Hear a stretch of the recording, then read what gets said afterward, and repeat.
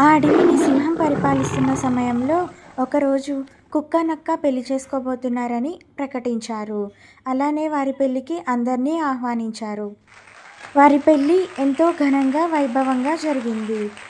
కొద్ది రోజుల తర్వాత కుక్క నక్క హైదరాబాదు నగరంలో ఉన్న ఒక చిన్న అడవిలో నివసించాలని వారు కోరుకున్నారు. ఈ విషయాన్ని సింహానికి తెలపగా సింహం నిరాకరించింది. అయినా కూడా కుక్క నక్క ఎవరికీ తెలియకుండా అర్ధరాత్రి వెళ్ళిపోయాయి. Let's go.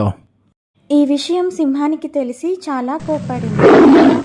ఆ కుక్క నక్క ఇంకొకసారి ఈ అడవికి వస్తే ఎవరూ రానివ్వకూడదని, ఎవరూ మాట్లాడకూడదని అడవిలో అందరికీ ప్రకటించింది. కుక్క నక్క హైదరాబాద్లో ఉన్న అడవికి చేరుకున్నారు. కానీ ఆ అడవి మొత్తం ధ్వంసం చేశారని, అక్కడ ఉన్న జంతువులన్నీ వేరే అడవుల్లోకి వెళ్ళిపోయాయని తెలిసింది.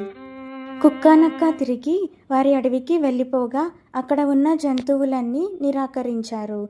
అయితే వారి దీనస్థితిని చూసి జంతువులందరూ సింహానిని వేడుకున్నారు. అయితే సింహం ఒక షరతు విధించింది. మీరు ఈ అడవి కోసం ఏదో ఒక మంచి పని చేస్తే అప్పుడు మీరు ఈ అడవిలో ఉండవచ్చు అని చెప్పింది.